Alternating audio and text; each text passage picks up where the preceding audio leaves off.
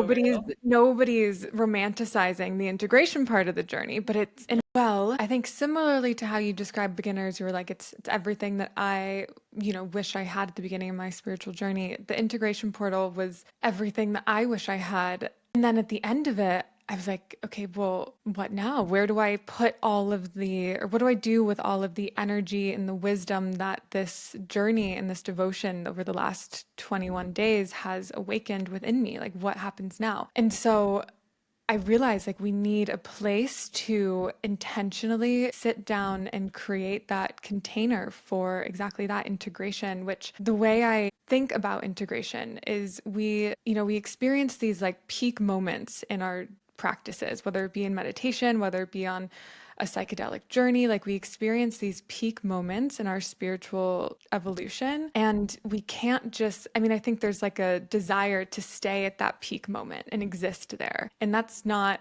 realistic, it's not sustainable. And so bringing the insights and the downloads and the clarity that we arrive at in those peak moments into our somatic body, into our being, into this like human vessel, and then assimilating that information and then expanding, using that information, expanding into the next version of ourselves and really stepping into that identity. And that whole process is so important in the process of spiritual evolution. Like we can't just experience these breakthroughs or these downloads and then just move on to the next thing without any reflection or assimilation of that information. And Yeah. it feels like, integration's kind of like the least sexy part of the spiritual journey. Like It is. Yeah. Nobody nobody's really Gotta get you wants gonna wrapped go to. in. integrate. Everyone's like, I'm gonna go have a psychedelic journey and blast off, and I'm gonna sit in meditation, and I had my third eye was whatever. That's so Like true. So nobody's real. nobody's romanticizing the integration part of the journey, but